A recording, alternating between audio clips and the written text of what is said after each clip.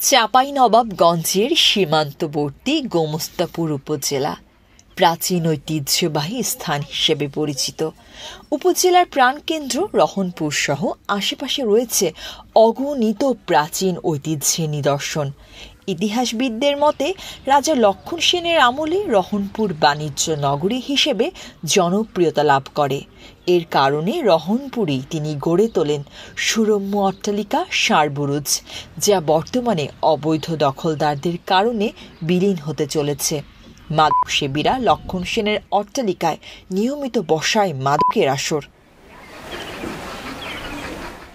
জনশ্রুতি রয়েছে ষাঁড়বুরুজ নামে খ্যাত এই অট্টালিকাটির প্রকৃত নাম শাহবুরুজ। শাহ শব্দের অর্থ বাদশাহ আর বুরুজ শব্দের অর্থ অট্টালিকা বা বালাখানা, অর্থাৎ বাদশার অট্টালিকা, যা পরবর্তীতে লোকমুখে ষাঁড়বুরুজ নামে খ্যাতি লাভ করে। এই অট্টালিকার অদূরে গোলাকার গম্বুজ আকৃতির একটি ভবন আছে।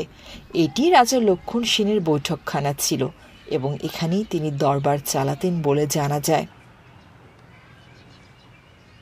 জনশ্রুতি রয়েছে বাংলা বিজয়ী ইখতিয়ার উদ্দিন মোহাম্মদ বিন বখতিয়ার খিলজি এ পথে বাংলায় আগমন করেন এবং স্থানে কিছু সময় অবস্থান করেন।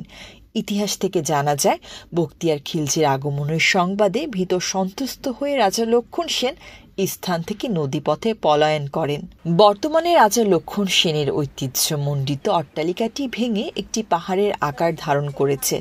সরকারের পৃষ্ঠপোষকতায় এর চারপাশে বিভিন্ন বনজ গাছ লাগানো হয়েছে, আর অবৈধ দখলদাররা এর আশেপাশে অসংখ্য বসতবাড়ি গড়ে তুলেছে। শুধু তাই নয়, অবৈধ দখলদাররা পাহাড় কেটে অট্টালিকাটির ইট ও খোয়া নিয়ে গেছে। এমনকি এই অট্টালিকাটির ভেতর মূল্যবান মূর্তি ও বিভিন্ন সম্পদ আছে এমন ধারণা থাকায় রাতের অন্ধকারে দুর্বৃত্তরা মাটি খোঁড়ার চেষ্টা করেছে এমন আলামতও পাওয়া যায়। এলাকাবাসী জানায় রাতে এখানে মাদক সেবীদের নিয়মিত আসর বসে। পার্শ্ববর্তী নওদা পাড়ায় নির্মিত ঐতিহ্যবাহী মন্দিরটি রক্ষণাবেক্ষণের অভাবে বিলীন হতে চলেছে।